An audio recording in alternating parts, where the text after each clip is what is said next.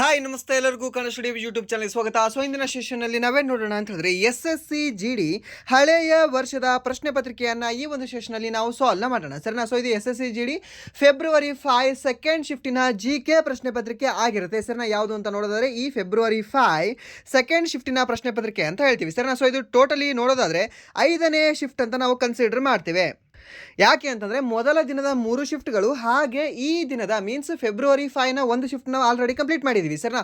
So ಇವಾಗ ಇದು ಎಷ್ಟನೇ ಶಿಫ್ಟ್ ಆಗುತ್ತೆ ಅಂತ ನೋಡೋದಾದರೆ ಕಂಟಿನ್ಯೂಟಿಯಿಂದ ನಾವು ನೋಡೋದಾದರೆ 5ನೇ ಶಿಫ್ಟ್ ಅಂತ ಹೇಳ್ತೀವಿ ಸರಿನಾ. ಸೊ ಆಲ್ರೆಡಿ ಇವಾಗ 4 ಶಿಫ್ಟ್ಗಳ ಕ್ಲಾಸನ್ನು ನಾವು ಮಾಡಿದ್ದೀವಿ. ಯಾರು ಇನ್ನೂ ಆ 4 ಕ್ಲಾಸ್ಗಳನ್ನು ನೋಡಿಲ್ಲ ಅಲ್ವಾ, ಪ್ಲೀಸ್ ಪ್ಲೇಲಿಸ್ಟಲ್ಲಿ ಹೋಗಿ ಚೆಕ್ ಮಾಡ್ಕೊಂಡು ನೋಡ್ಕೊಳ್ಳಿ. ಓಕೆ, ಸೊ ಖಂಡಿತವಾಗೂ ನಿಮಗೆ ಈ ಕ್ಲಾಸ್ಗಳೇನಿದೆ ಅಲ್ವಾ ಬೆನಿಫಿಟ್ ಕೊಟ್ಟೇ ಕೊಡುತ್ತೆ. ಓಕೆ, ಬೆನಿಫಿಷಿಯಲ್ ಆಗಿ ಇದ್ದೇ ಇರುತ್ತವೆ. ಯಾಕೆ ಅಂತಂದರೆ ನಿಮ್ಮ SSC GD exam question paper pattern same ಇದೆ. ಓಕೆ, ಆಲ್ಮೋಸ್ಟ್ ನಿಮಗೆ ಸೇಮೇ ಬರುತ್ತೆ. ಸೊ ಅಲ್ಲಿ ನಿಮಗೆ ಹೇಗೆ ಅಂದರೆ ಟಾಪಿಕ್ಗಳನ್ನು ಆ್ಯಡ್ ಮಾಡ್ತಾ ಹೋಗಲ್ಲ ಆ್ಯಂಡ್ ದೆನ್ ಇರೋ ಟಾಪಿಕ್ಗಳನ್ನು ತೆಗಿತಾ ಹೋಗಲ್ಲ. ಆಲ್ಮೋಸ್ಟ್ ಹೇಗಿದೆ ಅಂತಾರೆ, ಓಕೆ ಈ ಟಾಪಿಕ್ ಮೇಲೆ ಕೇಳ್ತಿದ್ದೀರಾ, ಓಕೆ ಈ ಟಾಪಿಕ್ ಮೇಲೆ ಕೇಳ್ತೀನಿ, ಫಸ್ಟ್ ಶಿಫ್ಟಲ್ಲೂ ಕೇಳ್ತೀನಿ ಆ್ಯಂಡ್ ದೆನ್ ಲಾಸ್ಟ್ ಶಿಫ್ಟಲ್ಲೂ ಅದನ್ನೇ ಸಹ ಕೇಳ್ತೀನಿ ಅಂತ ಹೇಳ್ತಿರ್ತಾನೆ. ಓಕೆ, ಆದ ಕಾರಣದಿಂದ ಕಾಂಪಿಟೇಷನ್ ಸಹ ಅಷ್ಟೇನಿಲ್ಲ. Okay, so SSC GD competition ಏನೂ ಸಹ ಇಲ್ಲ. ಸೊ ನೀವೇ ಇವಾಗ ವ್ಯೂಸ್ಗಳನ್ನು ಸಹ ನೋಡ್ಕೊಳ್ತಾ ಬನ್ನಿ ಸರಿನಾ. ಸೊ ಫಸ್ಟ್ ಒಂದು ಯಾವುದೋ ಒಂದು ಕ್ಲಾಸ್ ಮಾಡಿದ್ದೀವಿ ಅಂತಂದರೆ ಸೊ ಆ ಕ್ಲಾಸ್ಗೆ ವ್ಯೂಸ್ ಹೇಗಿರುತ್ತೆ, ಸಮ್ ಹೈ ಇರುತ್ತೆ. ಓಕೆ, ಸೊ ಅದೇ ಬರ್ತಾ ಬರ್ತಾ ಬರ್ತಾ ಬರ್ತಾ ದ ಡಿಸಿಪ್ಲಿನ್ ಹೇಗಾಗುತ್ತೆ ಅಲ್ಲಿಂದ ಹೋಗ್ಬಿಡುತ್ತೆ. ಓಕೆ, ಸೊ ಹೇಗೆ ನಾವು ಎಕ್ಸಾಮ್ ಸಮೀಪ ಬರ್ತಾ ಬರ್ತಾ ಹೋಗುತ್ತಲ್ವಾ, ಸೊ ಕಾಂಪಿಟೇಷನ್ ಸಹ ಕಡಿಮೆ ಆಗ್ತಾ ಆಗ್ತಾ ಬರುತ್ತೆ. ನೋಟಿಫಿಕೇಶನ್ ಆದಾಗ ಇರ್ತಕ್ಕಂತಹ ಕಾಂಪಿಟೇಷನ್ ಎಕ್ಸಾಮ್ ಬರೆಯೋ ಟೈಮಲ್ಲಿ ಕಾಂಪಿಟೇಷನ್ ಇರುವುದಿಲ್ಲ ಆ್ಯಂಡ್ ದೆನ್ ಎಕ್ಸಾಮ್ ಬರೆಯೋ ಟೈಮಲ್ಲಿ ಇರ್ತಕ್ಕಂಥ ಕಾಂಪಿಟೇಷನ್ ಎಕ್ಸಾಮ್ ಮುಗಿದು ಹೊರಗೆ ಬರ್ತಕ್ಕಂತಹ ಟೈಮಲ್ಲಿ ಸಹ ಇರುವುದಿಲ್ಲ ಸರಿನಾ. ಸೊ ಅದಕ್ಕೆ ಯಾರು ಓದ್ತಾ ಇದ್ರಲ್ವಾ ಸಿನ್ಸಿಯರ್ ಆಗಿ, ಪ್ಲೀಸ್ ಸಿನ್ಸಿಯರ್ ಆಗಿ ಇನ್ನೊಂದು ಸ್ವಲ್ಪ ಸುಮ್ಮನೆ ಕೂತ್ಕೊಂಡು ಓದಿ. ಓಕೆ, ಏನೋ ಮಾಡ್ತೀರಲ್ವಾ, ಒಟ್ಟಿನಲ್ಲಿ ನಾನು ಇಷ್ಟು ಗಂಟೆ ನಾನು ಓದ್ತೀನಿ, ಓಕೆ ಓದಿಬೇಡಿ. ನಿಮಗೆ ನೆನಪುಳಿತದ ನೆನಪುಳಿಯಲ್ವಾ ಕ್ಲಾಸ್, ನಿಮಗೆ ಕೇಳಿದ್ರೆ ನಿಮಗೆ ಅರ್ಥ ಆಗುತ್ತಾ ಅರ್ಥ ಆಗಲ್ವಾ ಅನ್ನೋದು ಎಂಥ ಸಹ ಬೇಡ. ಸೊ ಒಂದು 4 ದಿನ ನಿಮ್ಗೆ ಅರ್ಥ ಆಗುತ್ತಾ, ಅರ್ಥ ಆಗಲ್ವಾ, ಓಕೆ ಜಸ್ಟ್ ಕೇಳಿ. ಅದು ಅಂದರೆ 4 ಆದ ನಂತರ 5ನೇ ದಿನ ನಿಮಗೆ ಅರ್ಥ ಆಗೇ ಆಗುತ್ತೆ. ಅದೇ 4ನೇ ದಿನ ನಿಮಗೆ ಏನಾದರೂ ಪುಸ್ತಕದಲ್ಲಿ ತಿಳಿಲಿಲ್ಲ, 5ನೇ ದಿನ ತಿಳಿತದೆ. ಸೊ ನಿಮ್ಗೆ ಏನೂ ಆಗಲಿಲ್ಲ ಅಂದರೂ ಸಹ ಪ್ಲೀಸ್ ಸುಮ್ಮನೆ ಆದರೂ ಕೂತ್ಕೊಂಡ್ಬಿಡಿ. ಓಕೆ, ಈ ಕ್ವಶನ್ಗಳನ್ನು ಸುಮ್ಮನೆ ನೋಡ್ತಾ ಕೂತ್ಕೊಂಡ್ಬಿಡಿ. ಸೊ ನಿಮ್ಮ ತಲೆ ಹೋಗಿ ಹೋಗಿ ಎಕ್ಸಾಮಲ್ಲಿ ಓಕೆ ನಿಮ್ಗೆ ಹೇಳುತ್ತೆ, ಓಕೆ ಈ ಕ್ವಶನ್ ನಾನು ನೋಡಿದ್ದೆ, ಅವಾಗ ಇವ್ರು ಹೇಳಿದ್ರು, ಇಲ್ಲಾಂದರೆ ಆ ಬುಕ್ಕಲ್ಲಿ ನಾನು ನೋಡಿದ್ದೆ ಅಂತ. ಓಕೆ, ಸೊ ಯಾಕೆ ಹೇಳ್ತಾ ಇದ್ದೀನಿ ಅಂದರೆ ಈ ನಮ್ಮ ಇಂಡಿಯಾದಲ್ಲಿ ಅತಿ ಕಡಿಮೆ ಕಾಂಪಿಟೇಷನ್ ಇರ್ತಕ್ಕಂಥದ್ದೇ ಈ SSC GD ಅಂತ ಹೇಳ್ತೀನಿ. ಓಕೆ, ಸೊ ಸರ್ ಲಕ್ಷ ಫಾರ್ಮ್ಗಳು ಫಿಲ್ ಆಗ್ತಿದ್ದಾವೆ, 50 ಲಕ್ಷ, 1 ಕೋಟಿ, 4 ಕೋಟಿ, ಎಂತ ಸಹ ಹೇಳಬೇಡಿ. ಆ 4 ಕೋಟಿ ಜನ, ಆ 50 ಲಕ್ಷ ಜನ ಓದ್ತಾ ಇದ್ದಾರಾ? ಇಲ್ಲ.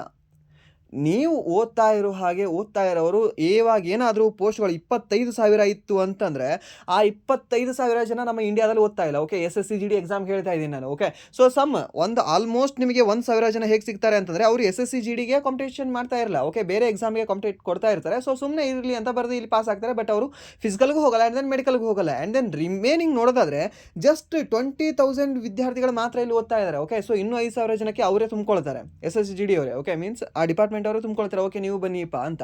ಸೊ ಅದಕ್ಕೆ ಸ್ವಲ್ಪ ಫೋಕಸ್ ಮಾಡ್ಕೊಂಡು ಓದ್ಕೊಳ್ಳಿ ಅಷ್ಟೇ ನಾನು ನಿಮಗೆ ಹೇಳ್ತಾ ಇರೋದು. ಸೊ ಡೈಲಿ ಕ್ಲಾಸ್ನ ಕೇಳ್ತಾ ಬನ್ನಿ. ಓಕೆ, ಸೊ ಹಾಗಾದರೆ ಬನ್ನಿ, ತಡ ಮಾಡೋದು ಬೇಡ. ಆಲ್ರೆಡಿ 3 ನಿಮಿಷ ವೇಸ್ಟ್ ಮಾಡಿದ್ವಿ. ಸೊ 3 ನಿಮಿಷ ವೇಸ್ಟ್ ಮಾಡೋದ ನಂತರ ಆ ವಿಡಿಯೋನ ಕೊನೆವರೆಗೂ ನೋಡಿ ಅಂತ ಹೇಳ್ತಾ, ಹಾಗೆ ವಿಡಿಯೋ ಕೊನೆವರೆಗೂ ನೋಡಿದ ನಂತರ ವಿಡಿಯೋ ಇಷ್ಟ ಆದರೆ ಪ್ಲೀಸ್ ವಿಡಿಯೋನ ಲೈಕ್ ಮಾಡಿ, ಸಬ್ಸ್ಕ್ರೈಬ್ ಮಾಡಿ. ಇಫ್ ನಿಮಗೆ ವಿಡಿಯೋ ಇಷ್ಟ ಆಗಲಿಲ್ಲ ಅಂದರೆ ಆಬ್ವಿಯಸ್ಲಿ ಡಿಸ್ಲೈಕ್ ಮಾಡಿ ಅಂತ ಹೇಳ್ತಾ, ಸೊ ಮೊದಲ ಪ್ರಶ್ನೆ ಏನಿದೆ, ಮೊದಲ ಪ್ರಶ್ನೆ ಭಾರತದ ಪ್ರಮುಖ ಬೆಳೆಗಳಿಗೆ ಕನಿಷ್ಠ ಬೆಂಬಲ ಬೆಲೆ ಮಿನಿಮಮ್ ಸಪೋರ್ಟ್ ಪ್ರೈಸ್ ನೀಡುವುದಕ್ಕೆ ಸಂಬಂಧಿಸಿದಂತೆ 2018-19 ಕೇಂದ್ರ ಬಜೆಟ್ನಲ್ಲಿ ಘೋಷಿಸಲಾದ ಪೂರ್ವ ನಿರ್ಧರಿತ ಸೂತ್ರ ಯಾವುದು ಅಂತ ಕೇಳಿದ್ದೇನೆ ಸರಿನಾ. ಸೊ ಏನಾಗಿದೆ ಸೂತ್ರ? ಉತ್ಪಾದನಾ ವೆಚ್ಚಕ್ಕೆ ಸಮನಾಗಿ ನೀಡ್ತಾರಂತೆ ಈ ಒಂದು MSP ಸರಿನಾ. ಇವಾಗ ಉತ್ಪಾದನಾ ವೆಚ್ಚ ಏನಾದರೂ ನಿಮಗೆ 100 ರೂಪಾಯಿ ಇತ್ತು ಅಂತಂದರೆ ಸೊ ಅದರ ಒಂದು ನಿಮಗೆ ಈ MSP ಎಷ್ಟು ನೀಡಬೇಕು ಅಂತೆ, 100 ರೂಪಾಯಿ ನೀಡಬೇಕು ಅಂತ ಇದೆ. ಓಕೆ, ಸೊ ಇದು ಆಗಲ್ಲ. ಯಾಕೆಂದರೆ 100ಕ್ಕೆ 100 ಸಿಕ್ಕರೆ ಮತ್ತೆ ಅವ್ರಿಗೆ ಏನು ಲಾಭ ಸರ್, ದುಡ್ದಕ್ಕೆ ಅವ್ರಿಗೆ ಏನು ಲಾಭ? ಸೊ ಅಲ್ಲ. ಆ್ಯಂಡ್ ದೆನ್ ಈ ಒಂದು ಉತ್ಪಾದನಾ ವೆಚ್ಚದ 2 ಪಟ್ಟು ಮೀನ್ಸ್ 100ಕ್ಕೆ ಅವ್ರು ಏನಾದರೂ ಉತ್ಪಾದನಾ ವೆಚ್ಚ ಮಾಡಿದ್ರು ಅಂತಂದರೆ ಅವ್ರಿಗೆ 200 ಕೊಡ್ತಾರಂತೆ. ಓಕೆ, 200 ಕೊಡ್ತಾರಾ? 200 ಕೊಡೋದಿಲ್ಲ. ಯಾಕಂದರೆ ನಿಮಗೆ ಗೊತ್ತಿರಬಹುದು, ಇವಾಗ ಯಾರು ತೊಗರಿ ಬೆಳೀತಿದ್ರಲ್ವಾ, ಇವಾಗ ತೊಗರಿ ರಾಶಿ ಇದೆ ನಮ್ಮ ಉತ್ತರ ಕರ್ನಾಟಕ ಸೈಡಲ್ಲಿ. ಓಕೆ, ಸೊ ಅವ್ರಿಗೆ ಗೊತ್ತಿರುತ್ತೆ ಎಷ್ಟಿದೆ ಬೆಂಬಲ ಬೆಲೆ ರೀ, ಎಷ್ಟಿದೆ MSP ಎಷ್ಟಿದೆ, 8,000 ಇದೆ ಅಲ್ವಾ, 8,000 ನಮ್ಮ ಸರ್ಕಾರ ಘೋಷಣೆ ಮಾಡಿದೆ ಅಲ್ವಾ. ಓಕೆ, ಸೊ 8,000 ಅಂತಂದರೆ ನೀವು 4,000 ಮಾಡಿದ್ದೀರಾ, 4,000 ನಿಮಗೆ ಉತ್ಪಾದನೆ ಆಗಿದೆ, ಉತ್ಪಾದನಾ ಖರ್ಚಾಗಿದೆ, ನಿಮ್ಗೆ 8,000 ಕೊಡ್ತಾ ಇದ್ದೀರಾ? ಇಲ್ಲ. ಸೊ ನಿಮಗೆ ಮಿನಿಮಮ್ ಏನಿಲ್ಲ ಅಂದರೂ ಸಹ 6,000 ಆಗೇ ಆಗಿರುತ್ತಲ್ವಾ. ಸೊ ಅದಕ್ಕೆ ನಿಮಗೆ 8,000 ಇಲ್ಲಾಂದ್ರೆ 9,000 ಮಿನಿಮಮ್ ಸಪೋರ್ಟ್ ಪ್ರೈಸ್ ಕೊಟ್ಟಿರ್ತಾರೆ. ಸೊ ಅದಕ್ಕೆ ನಾವೇನಂತ ಹೇಳ್ತೀವಿ ಅಂತಂದ್ರೆ ಉತ್ಪಾದನಾ ವೆಚ್ಚದ 1.5 ಪಟ್ಟು ಅಂತ ಹೇಳ್ತೀವಿ ಸರ್. ಎಷ್ಟು ಈ ಒಂದು ಉತ್ಪಾದನಾ ವೆಚ್ಚದ 1.5 ಪಟ್ಟು ಏನಿದೆ ಅಲ್ವಾ, ಸೊ ಈ ಕನಿಷ್ಠ ಬೆಂಬಲ ಬೆಲೆಯನ್ನ ನಾವು ನೀಡ್ತೀವಿ ಸರ್. ಎಷ್ಟು ಅಂತಂದ್ರೆ ಈ ಒಂದು MSP ನೀಡ್ತೀವಿ. ಯಾವ ಒಂದು ಕೇಂದ್ರ ಬಜೆಟ್ನಲ್ಲಿ ಇದನ್ನ ಘೋಷಣೆ ಮಾಡಲಾಗಿದೆ ಅಂತ ನೋಡಿದ್ರೆ 2018-19 ಕೇಂದ್ರ ಬಜೆಟ್ನಲ್ಲಿ ಇದನ್ನ ಘೋಷಣೆ ಮಾಡಲಾಗಿದೆ. ಏನಂತ MSP ನಾವು 1.5 ಪಟ್ಟು ನೀಡ್ತೀವಿ ಈ ಒಂದು ಉತ್ಪಾದನಾ ವೆಚ್ಚಕ್ಕಿಂತ. ಓಕೆ, ಇದನ್ನು ಯಾವುದು ಅಂತ ನೆನ್ಪಿಟ್ಕೊಳ್ಳಿ. ಉತ್ಪಾದನಾ ವೆಚ್ಚ, ಯಾವ ವೆಚ್ಚ? ಉತ್ಪಾದನಾ ವೆಚ್ಚದ ಮೇಲೆ 1.5 ಪಟ್ಟನ್ನು ಕೊಡ್ತಾರೆ ನಿಮಗೆ. ಆ್ಯಂಡ್ ನೆಕ್ಸ್ಟ್ ಪ್ರಶ್ನೆ, ಈ ಕೆಳಗಿನ ಯಾವುದು ಸಾಮಾನ್ಯವಾಗಿ ನದಿಯ ಮೇಲ್ಭಾಗದಲ್ಲಿ ರೂಪುಗೊಳ್ಳುತ್ತದೆ ಅಂತ.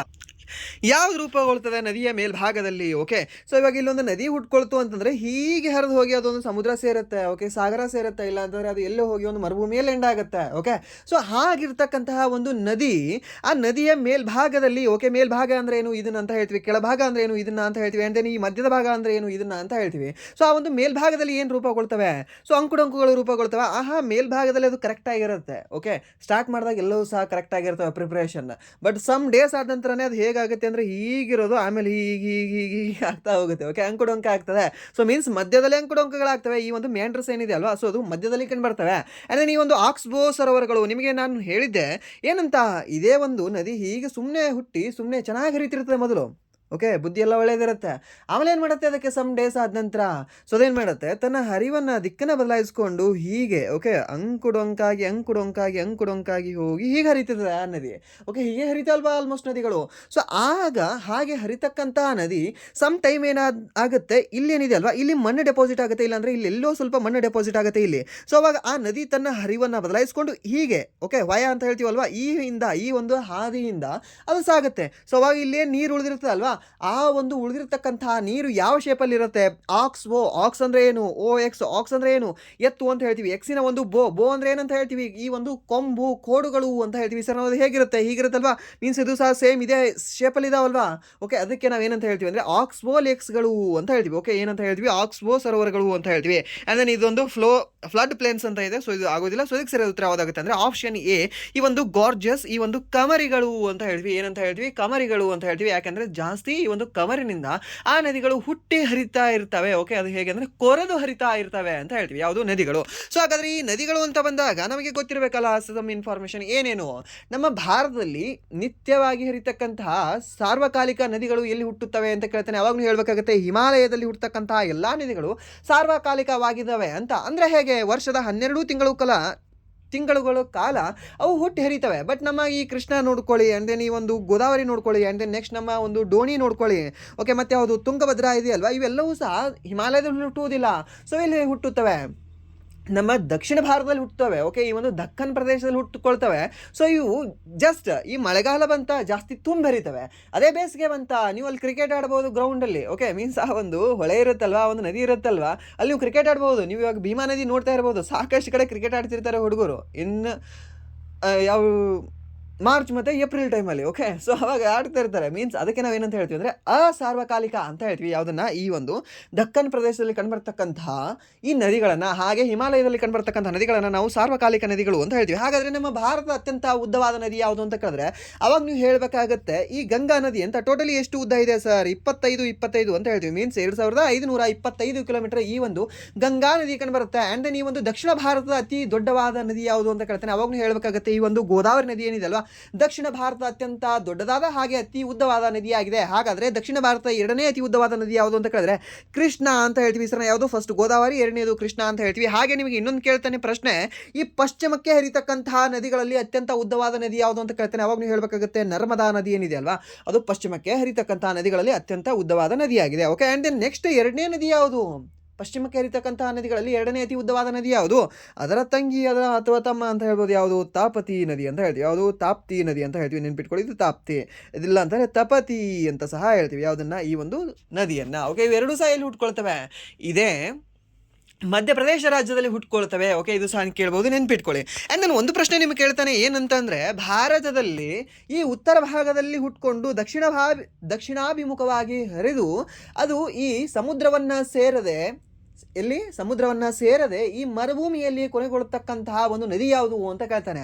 ಅವಾಗ ನೀವು ಹೇಳಬೇಕಾಗಿರ್ತಕ್ಕಂತಹ ನದಿಯ ಹೆಸರೇ ಈ ಒಂದು ಲೂನಿ ನದಿ ಅಂತ ಹೇಳ್ತೀವಿ. ಯಾವ ನದಿ ಅಂತ ಹೇಳ್ತೀವಿ? ಲೂನಿ ನದಿ ಅಂತ ಹೇಳ್ತೀವಿ. ಆ್ಯಂಡ್ ದೆನ್ ನಮ್ಮ 23 ಅಕ್ಷಾಂಶ ಏನಿದೆ ಅಲ್ವಾ, 23.5 ಅಕ್ಷಾಂಶ ಏನಿದೆ ಅಲ್ವಾ, ಈ ಕರ್ಕಾಟಕ ಸಂಕ್ರಾಂತಿ ವೃತ್ತ ಅಲ್ವಾ ಅದು? ಕರ್ಕಾಟಕ ಸಂಕ್ರಾಂತಿ ವೃತ್ತ. ಆ ಕರ್ಕಾಟಕ ಸಂಕ್ರಾಂತಿ ವೃತ್ತವನ್ನು 2 ಬಾರಿ ಎರಡು ಬಾರಿ ಕಟ್ ಮಾಡ್ತಕ್ಕಂಥ ನದಿ ಯಾವುದು ಅಂತ ಕೇಳ್ತಾನೆ. ಸರಿನಾ? ಯಾವ ನದಿ ಅಂತ ಕೇಳಿದ್ರೆ ಯಾರು? MS ಧೋನಿ ಮೀನ್ಸ್ ಈ ಮಾಹಿ ನದಿ ಅಂತ ಹೇಳ್ತೀವಿ. ಯಾವುದು? ಮಾಹಿ ನದಿ ಅಂತ ಹೇಳ್ತೀವಿ. ನೆನ್ಪಿಟ್ಕೊಳ್ಳಿ, ನಿಮಗೆ ಕೇಳ್ತಾನೆ. Okay, this is the important question. ಯಾಕಂದರೆ ಲಾಸ್ಟ್ SSC GD ಯಲ್ಲಿ ನಿಮಗೆ ಸಾಕಷ್ಟು ಬಾರಿ ಕೇಳಿದ್ದಾನೆ.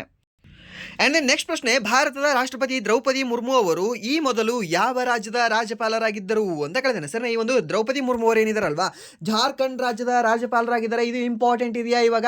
ಇಂಪಾರ್ಟೆಂಟ್ ಇಲ್ಲ. ಏನು ಇಂಪಾರ್ಟೆಂಟ್ ಇದೆ? ಪ್ರಸ್ತುತ ಈ ಉಪಾಧ್ಯಕ್ಷರಾಗಿರ್ತಕ್ಕಂಥ ಅಥವಾ ಉಪರಾಷ್ಟ್ರಪತಿ ಆಗಿರ್ತಕ್ಕಂತಹ ಯಾರು ರಾಧಾಕೃಷ್ಣನ್ ಅವರು. ಯಾರು? ರಾಧಾಕೃಷ್ಣನ್ ಅವರು ಯಾವ ರಾಜ್ಯದ ರಾಜ್ಯಪಾಲರಾಗಿದ್ದರು ಅಂತ ಕೇಳಬಹುದಲ್ಲ ನಿಮಗೆ. ಓಕೆ, ಇವಾಗ ಪ್ರೆಸಿಡೆಂಟ್ ಬಗ್ಗೆ ಕೇಳಿದ್ದಾನೆ, ಯಾಕಂದರೆ ಅದು ಅವಾಗ ನ್ಯೂಸಲ್ಲಿ ಇತ್ತು ಅಂತ. ಬಟ್ ಇವಾಗ ವೈಸ್ ಪ್ರೆಸಿಡೆಂಟ್ ಆಗಿದ್ದಾರಲ್ವಾ ರೀಸೆಂಟಾಗಿ ಎಲೆಕ್ಷನ್ ಆಗಿ. ಸೊ ಇವಾಗ ಇವರು ಯಾವ ರಾಜ್ಯದ ಗವರ್ನರ್ ಆಗಿದ್ರು ಅಥವಾ ಯಾವ ರಾಜ್ಯದ ರಾಜ್ಯಪಾಲರಾಗಿದ್ರು ಅಂತ ಹೇಳ್ಬೋದಾ? ಯಾರಾದರೂ ಹೇಳಿ ನೋಡುವ. ಯಾವುದಾಗತ್ತೆ ಅಂತ ನೋಡೋದಾದ್ರೆ ಅವಾಗ ನಾವು ಹೇಳ್ತೀವಿ ಈ ಮಹಾರಾಷ್ಟ್ರ ರಾಜ್ಯದ ರಾಜ್ಯಪಾಲರಾಗಿದ್ರು. ಹಾಗಾದರೆ ಈ ರಾಧಾಕೃಷ್ಣನ್ ಅವರು ಮೂಲತಃ ಯಾವ ರಾಜ್ಯದವರು? ಹಾಗೆ ಈ ರಾಷ್ಟ್ರಪತಿ ದ್ರೌಪದಿ ಮುರ್ಮು ಅವರು ಮೂಲತಃ ಯಾವ ರಾಜ್ಯದವರು ಅಂತ ಕೇಳಿದ್ರೆ ಒಡಿಶಾ ಅಂತ ಹೇಳ್ತೀವಿ. ಹಾಗೆ ಈ ಒಂದು ರಾಧಾಕೃಷ್ಣನ್ ಅವರು ಯಾರು? VP ರಾಧಾಕೃಷ್ಣನ್ ಅವರು ಯಾವ ರಾಜ್ಯದವರು ಅಂತ ಕೇಳಿದ್ರೆ ಅವಾಗ ನಾವು ಹೇಳಬೇಕಾಗುತ್ತೆ ಈ ತಮಿಳ್ನಾಡು ಅಂತ. ಯಾವುದು? ತಮಿಳ್ನಾಡು ಅಂತ ಹೇಳ್ತೀವಿ. ಇದನ್ನು ಸಹ ನೆನ್ಪಿಟ್ಕೊಳ್ಳಿ, ಇದನ್ನು ಸಹ ನಿಮಗೆ ಕೇಳ್ಬೋದು. ಓಕೆ, ಸೊ ಈ VP ರಾಧಾಕೃಷ್ಣನ್ ಏನಿದಾರಲ್ವಾ, ಮೀನ್ಸ್ ರಾಧಾಕೃಷ್ಣನ್ ಅವರು ನಮ್ಮ ಭಾರತದ 15ನೇ ಉಪರಾಷ್ಟ್ರಪತಿ ಆಗಿದ್ದಾರೆ. ಎಷ್ಟನೇ ಉಪರಾಷ್ಟ್ರಪತಿ? 15ನೇ ಉಪರಾಷ್ಟ್ರಪತಿ ಆಗಿದ್ದಾರೆ. ಹಾಗೆ ಅವರು ಮೂಲತಃ ಈ ಒಂದು ತಮಿಳ್ನಾಡು ರಾಜ್ಯದವರು. ಹಾಗೆ ಇವರು ಮೂಲತಃ ಮೊದಲು ಈ ಮಹಾರಾಷ್ಟ್ರ ರಾಜ್ಯದ ಗವರ್ನರ್ ಆಗಿದ್ರು. ಓಕೆ, ಸೊ ಇದು ಸಹ ನೆನ್ಪಿಟ್ಕೊಳ್ಳಿ, ಇದು ಸಹ ನಿಮಗೆ ಕೇಳೋ ಚಾನ್ಸಸ್ ಸಾಕಷ್ಟು ಇರುತ್ತೆ. ಆ್ಯಂಡ್ ದೆನ್ ನೆಕ್ಸ್ಟ್, ಈ ಒಂದು ಉತ್ತರ ಪ್ರದೇಶದ ಈ ಒಂದು ಗವರ್ನರ್ ಯಾರಾಗಿದ್ದಾರೆ ಪ್ರಸ್ತುತ? ಯಾರಿದ್ದಾರೆ ಹೇಳ್ಬೋದಾ? ಹೇಳಿ ನೋಡುವ. ಇವರದೊಂದು ಬುಕ್ ಸಹ ರೀಸೆಂಟಾಗಿ ಲಾಂಚ್ ಆಗಿದೆ. ಯಾರು ಲಾಂಚ್ ಮಾಡಿದ್ದಾರೆ ಇವರ ಒಂದು ಪುಸ್ತಕವನ್ನು? ನಮ್ಮ ಭಾರತ ದೇಶದ ಹೋಮ್ ಮಿನಿಸ್ಟರ್ ಅಂತ ಹೇಳ್ತೀವಿ. ಸರಿನಾ? ಸೊ ಹಾಗಾದರೆ ಈ ಒಂದು ಉತ್ತರ ಪ್ರದೇಶದ ಗವರ್ನರ್ ಯಾರು ಅಂತ ಹೇಳ್ಬೋದಾ ಯಾರಾದರೂ? ಓಕೆ, CM ಗೊತ್ತಿರ್ತಾರೆ ನಿಮಗೆ. ಯಾರು? ಯೋಗಿ ಆದಿತ್ಯನಾಥ್ ಅಂತ ಹೇಳ್ತೀವಿ. ಸೊ ಹಾಗಾದರೆ ಈ ಗವರ್ನರ್ ಯಾರು ಅದನ್ನು ನೀವು ಹೇಳಿ. ಓಕೆ, ಆ್ಯಂಡ್ ದೆನ್ ಅಸ್ಸಾಂನ ಗವರ್ನರ್ ಯಾರು? ಇವ್ರು ಇಂಪಾರ್ಟೆಂಟ್ ಆಗ್ತಾರೆ ನೋಡ್ರಿ. ಯಾರು? ಲಕ್ಷ್ಮಣ ಆಚಾರ್ಯ ಅಂತ ಹೇಳ್ತೀವಿ ಸರ್. ಸೊ ಇವ್ರ ಬಗ್ಗೆ ಸಾಕಷ್ಟು ಎಕ್ಸಾಮ್ಗಳಲ್ಲಿ ಕೇಳಿದಾನೆ. ಆ್ಯಂಡ್ ದೆನ್ ಇವರು ಮೋಸ್ಟ್ ಇಂಪಾರ್ಟೆಂಟ್ ಇದ್ದಾರೆ. ಓಕೆ, ಯಾರು? ಈ ಆಚಾರ್ಯ ಅವರು, ಲಕ್ಷ್ಮಣ ಆಚಾರ್ಯ ಅಂತ ಹೇಳ್ತೀವಿ. ಆ್ಯಂಡ್ ದೆನ್ ಈ ನೆಕ್ಸ್ಟ್, ಈ ಅಸ್ಸಾಂನ ಮುಖ್ಯಮಂತ್ರಿ ಯಾರು ಅಂತ ಕೇಳ್ತಾನೆ. ಅವಾಗ ನೀವು ಏನಂತ ಹೇಳಬೇಕಾಗತ್ತೆ? ಹೇಮಂತ್ ಅವರು ಅಂತ ಹೇಳಬೇಕಾಗತ್ತೆ. ಹೆಸರನ್ನ ಯಾರು? ಹೇಮಂತ್ ಅವರು ಈ ಒಂದು ಅಸ್ಸಾಂನ ಮುಖ್ಯಮಂತ್ರಿ ಆಗಿದ್ದಾರೆ. ಓಕೆ, ಆ್ಯಂಡ್ ದೆನ್ ನೆಕ್ಸ್ಟ್, ಜಾರ್ಖಂಡ್ನ ಮುಖ್ಯಮಂತ್ರಿ ಯಾರು? ಜಾರ್ಖಂಡ್ನ ಮುಖ್ಯಮಂತ್ರಿ ಯಾರು ಅಂತ ಕೇಳಿದ್ರೆ ಈ ಹೇಮಂತ್ ಸೊರೇನ್ ಅಂತ ಹೇಳ್ತೀವಿ. ಸರ್, ಯಾರು? ಹೇಮಂತ್ ಸೊರೇನ್ ಅವರು. ಓಕೆ, ಸೊ ಇದನ್ನು ಸಹ ನೆನಪಿಟ್ಕೊಳ್ಳಿ, ಕೇಳಬಹುದು. ಆ್ಯಂಡ್ ನೆಕ್ಸ್ಟ್ ಪ್ರಶ್ನೆ, ವಿಷ್ಣು ಪುರಾಣದ ಪ್ರಕಾರ ಚಂದ್ರಗುಪ್ತ ಮೌರ್ಯನ ತಾಯಿ ಯಾರು ಅಂತ ಕೇಳಿದ್ದಾನೆ. ಸರ್, ಯಾವುದು? ಈ ಒಂದು ವಿಷ್ಣು ಪುರಾಣದ ಪ್ರಕಾರ ಈ ಮುರಾ ಎನ್ನುವಳು ಚಂದ್ರಗುಪ್ತನ ತಾಯಿಯಾಗಿದ್ದಳು, ಚಂದ್ರಗುಪ್ತ ಮೌರ್ಯನ ತಾಯಿಯಾಗಿದ್ದಳು. ಅವಳು ಏನಾಗಿದ್ದಳು ಅಂತಂದರೆ ಬೇಟೆಗಾರನ ಮಗಳಾಗಿದ್ದಳು. ಸರಿನಾ? ಸೊ ಇದು ನಿಮಗೆ NCERT ಬುಕ್ಕಲ್ಲಿ ಇದೆ ಅಲ್ವಾ? ಯಾವುದು? ಸೆಕೆಂಡ್ ಪಿ ಯು ಸಿ ಬುಕ್ಕಲ್ಲಿದೆ ಸರ್. NCERT ನಮ್ಗೆ ಸಿಗಲ್ಲ ಸರ್. ನೀವು ಇವಾಗ ಏನು PUC ಓದಿದ್ರಲ್ಲ ಸರ್, ಆ ಪುಸ್ತಕವೇ NCERT ಇದೆ. ಓಕೆ, NCERT ಅಂದರೆ ನಿಮ್ಗೆ ಎಕ್ಸಾಕ್ಟ್ ಟ್ರಾನ್ಸ್ಲೇಟ್ ಮಾಡಿದ್ದಾರೆ ಅದಕ್ಕೆ. ಓಕೆ, ಬಟ್ ನಮ್ಮ ಕರ್ನಾಟಕ ಟಚ್ ಕೊಟ್ಟಿದ್ದಾರೆ ಅಷ್ಟೇ. ಈ ರಜಪೂತ್ಸ್ ಏನಿದೆ ಅಲ್ವಾ, ಅದರ ಟಚ್ನ ತೆಗೆದು ಹಾಕಿದ್ದಾರೆ ಅಷ್ಟೇ.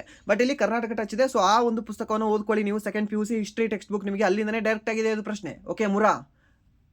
ಓಕೆ, ಸೊ ಅದನ್ನ ನೆನ್ಪಿಟ್ಕೊಳ್ಳಿ. ಯಾರು? ಈ ಒಂದು ಚಂದ್ರಗುಪ್ತ ಮೌರ್ಯನ ತಾಯಿ ಅಂತ ಹೇಳ್ತೀವಿ. ಯಾರು? ಈ ಒಂದು ಚಂದ್ರಗುಪ್ತ ಮೌರ್ಯನ ತಾಯಿ ಯಾರು ಅಂತಂದರೆ ಮುರಾ ಅಂತ ಹೇಳ್ತೀವಿ. ಸೊ ಮುರಾ ಅಂತಂದ್ರೆ ಏನು? ಮುರಾ ಅಂದರೆ ಮೌರ್ಯ ಅಂತ ಅದಕ್ಕೆ ಬಂದಿದೆ ಅಂತ ಹೇಳ್ತಾರೆ. ಹೆಸರನ್ನ ಮುರಾ ಅಂತಂದ್ರೆ ಏನು? ನವಿಲು ಅಂತ ಸಹ ಅರ್ಥ ಕೊಡುತ್ತೆ. ಓಕೆ, ಇಲ್ಲಿ ಬೇಟೆಗಾರನ ಮಗಳಾಗಿದ್ರು. ಯಾರು? ಈ ಮುರಾ ಅನ್ನೋರು. ಓಕೆ, ಇದನ್ನ ನೆನ್ಪಿಟ್ಕೊಳ್ಳಿ, ಕೇಳಬಹುದು. ಆ್ಯಂಡ್ ದೆನ್ ನೆಕ್ಸ್ಟ್ ಪ್ರಶ್ನೆ, ಭಾರತ ಅಟಾರ್ನಿ ಜನರಲ್ ಅವರು ಡ್ಯಾಶ್ಗೆ ಕಾನೂನು ಸಲಹೆಯನ್ನು ನೀಡುತ್ತಾರೆ. ಓಕೆ, ಈ ಅಟಾರ್ನಿ ಜನರಲ್ ಅವರು ಏನಿದಾರಲ್ವ, ಕೇಂದ್ರ ಸರ್ಕಾರಕ್ಕೆ ಸಲಹೆಯನ್ನು ನೀಡ್ತಾರೆ. ಹಾಗೆ ರಾಜ್ಯ ಸರ್ಕಾರಕ್ಕೆ, ಯಾವುದಕ್ಕೆ? ರಾಜ್ಯ ಸರ್ಕಾರಕ್ಕೆ ಸಲಹೆಯನ್ನು ನೀಡತಕ್ಕಂಥ ವ್ಯಕ್ತಿ ಯಾರು? ಈ ಅಡ್ವೊಕೇಟ್ ಜನರಲ್ ಅಂತ ಹೇಳ್ತೀವಿ. ಯಾರು? ಅಡ್ವೊಕೇಟ್ ಜನರಲ್ ಅವರು. ಹಾಗಾದರೆ ಈ ಅಟಾರ್ನಿ ಜನರಲ್ ಅವರ ಬಗ್ಗೆ ಹೇಳ್ತಕ್ಕಂಥ ವಿಧಿ ಯಾವುದು ಅಂತ ಕೇಳ್ತಾನೆ. ಅವಾಗ ನೀವು ಹೇಳಬೇಕಾಗಿರೋದು ಈ 76ನೇ ವಿಧಿ ಅಟಾರ್ನಿ ಜನರಲ್ ಅವರ ಬಗ್ಗೆ ತಿಳಿಸುತ್ತೆ. ಹಾಗೆ ಈ ಒಂದು ಅಡ್ವೊಕೇಟ್ ಜನರಲ್ ಅವರ ಬಗ್ಗೆ ತಿಳಿಸ್ತಕ್ಕಂಥ ವಿಧಿ 165ನೇ ವಿಧಿ ಅಂತ ಹೇಳ್ತೀವಿ. ಯಾವುದು? 165ನೇ ವಿಧಿ. ಸೊ ಇದನ್ನ ನೆನ್ಪಿಟ್ಕೊಳ್ಳಿ, ಕೇಳ್ಬೋದು ನಿಮಗೆ. ಇದರಲ್ಲಿ ಒಬ್ಬರು ನೆನ್ಪಿಟ್ಕೊಂಡ್ರೆ ಸಾಕ್ರಿ, ಇನ್ನೊಬ್ರು ನೀವು ಹೇಳ್ಬೋದು. ಏನು 76 ನೆನಪಿದೆಯಾ? ಒಂದೊಂದು ಮೈನಸ್ ಮಾಡಿ. ಇದಕ್ಕೆ ಏನಾಗುತ್ತೆ? 6 ಇದೆಷ್ಟಾಗುತ್ತೆ? 5 ಆಗುತ್ತೆ. ಒಂದು ಹಾಕೊಂಡ್ಬಿಡಿ. 165 ಐತಲ್ವಾ, ಅದು ಅಡ್ವೊಕೇಟ್ ಜನರಲ್ ಅವ್ರದ್ದು. ಆ್ಯಂಡ್ ದೆನ್ CMದು ಎಷ್ಟಿದೆ ರೀ ಸರ್? CMದು 164 ಇದೆ. ಏನಿಲ್ಲ, ಇಲ್ಲಿ ಒಂದೊಂದು ಕೂಡ್ಸ್ಕೊಂಡ್ಬಿಡಿ. ಎಷ್ಟಾಗುತ್ತೆ ಸರ್? ಇಲ್ಲಿ 4 1 5 ಸಾರಿ ಒಂದೊಂದು ಮೈನಸ್ ಮಾಡಿ, ಇಲ್ಲೊಂದು ಕೂಡಿಸ್ಕೊಳ್ಳಿ ಆ್ಯಂಡ್ ದೆನ್ ಇಲ್ಲೊಂದು ಮೈನಸ್ ಮಾಡಿ. ಎಷ್ಟಾಗುತ್ತೆ ಇಲ್ಲಿ 75. ಓಕೆ, ಸೊ ಮೀನ್ಸ್ 2 ಸಾವಿರ ಕೂಡಿಸ್ಕೋಬೇಕು. ಸಾರಿ, ಇಲ್ಲಿ ಕೂಡಿಸ್ಕೊಳ್ಳಿ ಎಷ್ಟಾಗುತ್ತೆ 75 ಆಗುತ್ತೆ. ಸೊ 75 ಯಾರ್ದು? ಈ ಒಂದು ಪ್ರಧಾನಮಂತ್ರಿದು ಅಂತ ಹೇಳ್ತೀವಿ. ಇಲ್ಲಾಂದರೆ 75 ಈಗ ಬರ್ಕೊಳ್ಳಿ. ಸೊ ಇಲ್ಲಿ ಒಂದೊಂದು ಮೈನಸ್ ಮಾಡಿ ಎಷ್ಟಾಗುತ್ತೆ ನಿಮಗೆ? 5ರಲ್ಲಿ 1 ಕಳೆದ್ರೆ 6, ಸಾರಿ 4, ಆ್ಯಂಡ್ ದೆನ್ 7ರಲ್ಲಿ 1 ಕಳೆದ್ರೆ 6, ಮೀನ್ಸ್ 164. ಯಾರ ಬಗ್ಗೆ ಹೇಳುತ್ತೆ? CMನ ಹುದ್ದೆಯ ಬಗ್ಗೆ ಹೇಳುತ್ತೆ. ಓಕೆ, ಸೊ ಹೀಗೆ ನೀವು ಕೆಲವೊಂದನ್ನು ಜಸ್ಟ್ ಮೈನಸ್ ಮಾಡಿ ನೀವು ನೆನ್ಪಿಟ್ಕೊಳ್ಳೋದು, ಪ್ಲಸ್ ಮಾಡಿ ನೀವು ನೆನ್ಪಿಟ್ಕೊಳ್ಬೋದು. ಓಕೆ, ಇದು ಈಸಿ ಆಗಿರ್ತಕ್ಕಂಥ ಟ್ರಿಕ್ ಆಗಿದೆ. ಆ್ಯಂಡ್ ದೆನ್ ನೆಕ್ಸ್ಟ್ ರಾಜ್ಯಪಾಲರ ಬಗ್ಗೆ ಹೇಳ್ತಕ್ಕಂಥ ವಿಧಿ ಯಾವುದು? 153ನೇ ವಿಧಿ ರಾಜ್ಯಪಾಲರ ಹುದ್ದೆಯ ಬಗ್ಗೆ ಹೇಳುತ್ತೆ. 155ನೇ ವಿಧಿ ರಾಜ್ಯಪಾಲರ ನೇಮಕಾತಿಯ ಬಗ್ಗೆ ಹೇಳುತ್ತೆ. ಹಾಗೆ ಭಾರತದ ಮುಖ್ಯ ನ್ಯಾಯಮೂರ್ತಿಯ ಬಗ್ಗೆ 124ನೇ ವಿಧಿ ಹೇಳುತ್ತೆ. ರಾಜ್ಯದ ಮುಖ್ಯಮಂತ್ರಿ ಬಗ್ಗೆ 165 ಅಂತ ಇವಾಗಲೇ ಜಸ್ಟ್ ನಿಮಗೆ ಹೇಳಿದೆ. ಓಕೆ, ಆ್ಯಂಡ್ ದೆನ್ ನೆಕ್ಸ್ಟ್ ಪ್ರಶ್ನೆ, 2011ರ ಜನಗಣತಿಯ ಪ್ರಕಾರ ಯಾವ ರಾಜ್ಯದ ಪುರುಷ ಮತ್ತು ಮಹಿಳಾ ಸಾಕ್ಷರತೆಯ ದರಗಳು ವ್ಯತ್ಯಾಸವು ಅತ್ಯಧಿಕವಾಗಿದೆ ಅಂತ ಕೇಳಿದ್ದೇನೆ. ಸರಿನಾ? ಸೊ ಸರ್ ಅತ್ಯಧಿಕವಾಗಿದೆ ಮೀನ್ಸ್ ಈ ಒಂದು ಸಾಕ್ಷರತಾ ದರ ಅಧಿಕವಾಗಿದೆ ಅಂತ ಕೇಳಿದ್ರೆ ಅದು ಕೇರಳ ಆಗಬೇಕಾಗಿತ್ತಲ್ಲ. ಆತ ಏನು ಕೇಳಿದ್ದಾನೆ, ಈ ಒಂದು ಪುರುಷ ಮತ್ತು ಮಹಿಳಾ ಸಾಕ್ಷರತಾ ದರದಲ್ಲಿ ಮೈನಸ್ ಮಾಡಿದ್ರೆ ಅತಿ ಹೆಚ್ಚು ನಂಬರ್ ಯಾವುದರಲ್ಲಿ ಬರುತ್ತೆ ಅಂತ. ಯಾವ ರಾಜ್ಯ ಅಂತ ಕೇಳಿದ್ರೆ ಈ ಒಂದು ರಾಜಸ್ಥಾನ ಅಂತ ಹೇಳ್ತೀವಿ ಸರ್. ಈ ಒಂದು ರಾಜಸ್ಥಾನದಲ್ಲಿ ಏನಿದೆ ಅಲ್ವಾ, ಈ ಪುರುಷ ಮತ್ತು ಮಹಿಳಾ ಸಾಕ್ಷರತಾ ದರಗಳ ವ್ಯತ್ಯಾಸ ಏನಿದೆಯಲ್ಲ ಸಾಕಷ್ಟು ಕಂಡು ಬರುತ್ತೆ. ಎಲ್ಲಿ? ಈ ಒಂದು ರಾಜಸ್ಥಾನದಲ್ಲಿ. ಓಕೆ, ಇದನ್ನು ಸಹ ನೆನ್ಪಿಟ್ಕೊಳ್ಳಿ, ಕೇಳಬಹುದು. ಆ್ಯಂಡ್ ದೆನ್ ನೆಕ್ಸ್ಟ್ ಪ್ರಶ್ನೆ, ರಾಯಗಢದ ಆಸ್ಥಾನದ ಪ್ರಸ್ತುತ ಜೀವಂತವಿರುವ ಏಕೈಕ ನೃತ್ಯ ಕಲಾವಿದರಾದ 87 ವರ್ಷದ ರಾಮ್ಲಾಲ್ ಭರೇಟ್ ಅವರಿಗೆ 2024ರಲ್ಲಿ ಈ ಕೆಳಗಿನ ಯಾವ ಪ್ರಶಸ್ತಿಯನ್ನು ನೀಡಿ ಗೌರವಿಸಲಾಗಿದೆ? ಪದ್ಮಶ್ರೀ ಪ್ರಶಸ್ತಿಯನ್ನು ನೀಡಿ ಗೌರವಿಸಲಾಗಿದೆ. ಸರಿನಾ? ಸೊ SSC GD ಅವರಿಗೆ ಒಂದು ಸಲಹೆ ಕೊಡ್ತೀನಿ. ಏನು ಸರ್ ಈ ಸಲಹೆ? ಸೊ ಒಂದೇನು ಅಂತಂದರೆ, ಈ ಪದ್ಮ ಅವಾರ್ಡ್ಗಳನ್ನು ಲಾಸ್ಟ್ 3 ಇಯರ್ಸ್ ಯಾರ್ಯಾರು ತೊಗೊಂಡಿದ್ದಾರಲ್ವಾ, ಲೈಕ್ ಸ್ಪೆಷಲಿ ಹೇಳಬೇಕು ಅಂದರೆ ಈ ನೃತ್ಯಗಾರರು. ಓಕೆ, ನೃತ್ಯಗಾರರು ಯಾರ್ಯಾರು ತೊಗೊಂಡಿದ್ದಾರೆ, ಸೊ ಅವರು ಎಲ್ಲರನ್ನೂ ಸಹ ಒಂದು ಕಡೆ ನೋಟ್ ಡೌನ್ ಮಾಡ್ಕೊಳ್ಳಿ first. And then second point ಏನು ಅಂತಂದರೆ, 2026ರಲ್ಲಿ ಏನು ಇವಾಗ ಜನವರಿಯಲ್ಲಿ ಪದ್ಮ ಅವಾರ್ಡ್ಗಳನ್ನು ಕೊಡ್ತಾರಲ್ವಾ, ಎಲ್ಲವನ್ನೂ ಸಹ ನೀವು ಕಣ್ಣು ಮುಚ್ಚಿ ಕಣ್ಣು ತೆಗೆದು ಏನಾದರೂ ಮಾಡಿ ರಟ್ಟ ಹೊಡೀರಿ ಅಷ್ಟೇ. ಸೊ ನೀವು ಫಿಕ್ಸ್ ಇಲ್ಲಿಂದ ಒಂದು ಕ್ವಶನ್ ಬಂದೇ ಬರುತ್ತೆ. ಮುಂದಿನ ವರ್ಷದ ಪದ್ಮ ಅವಾರ್ಡ್ಗಳಲ್ಲಿ ನಿಮಗೆ ಫಿಕ್ಸ್ ಒಂದು ಕ್ವಶನ್ ಬಂದೇ ಬರುತ್ತೆ. ಓಕೆ, ಸೊ ಅಲ್ಲಿಂದ ನಿಮಗೆ ಕೇಳಿಲ್ಲ ಅಂತಂದರೆ ಹಿಂದಿನ 2 ವರ್ಷದಲ್ಲಿ ನಿಮಗೆ ಇಂಪಾರ್ಟೆಂಟ್ ಆಗಿರ್ತಕ್ಕಂಥ ವ್ಯಕ್ತಿಗಳು, ಅವರು ಡೆತ್ ಆಗಿರಬೇಕು, ಆ ನೃತ್ಯಗಾರರು ಅವ್ರ ಬಗ್ಗೆ ನಿಮಗೆ ಕೇಳ್ತಾನೆ. ಓಕೆ, ಸೊ ಅದನ್ನು ನೀವು ನೆನ್ಪಿಟ್ಕೊಳ್ಳಿ. ಅವ್ರದ್ದು ಹೇಳಬೇಕಾಗುತ್ತೆ ಯಾವ ಪ್ರಶಸ್ತಿ ಅಂತ. ಯಾವುದು ಅಂದರೆ ಈ ಒಂದು ಪದ್ಮಶ್ರೀ ಅಂತ ಹೇಳ್ತೀವಿ. ಯಾರಿಗೆ? ಈ ಒಂದು ರಾಮ್ಲಾಲ್ ಭರೇಟ್ ಅವರಿಗೆ. ಸೊ ಇದು 2025 ನಡೆದಿರತಕ್ಕಂಥ ಎಕ್ಸಾಮ್ ಆಗಿರೋದ್ರಿಂದ ಸೊ 2025ರ ಒಂದು ಪದ್ಮ ಅವಾರ್ಡ್ಗಳನ್ನು ಫೋಕಸ್ ಮಾಡಿಲ್ಲ. ಇಲ್ಲಿ 2024ರಲ್ಲಿ ಇವರು ಡೆತ್ ಆಗಿದ್ದಾರೆ ಅಂತ ಅದಕ್ಕೆ ಇವ್ರನ್ನ ಫೋಕಸ್ ಮಾಡಿದಾನೆ. ಓಕೆ, ಸೊ ಇದನ್ನು ನೆನ್ಪಿಟ್ಕೊಳ್ಳಿ.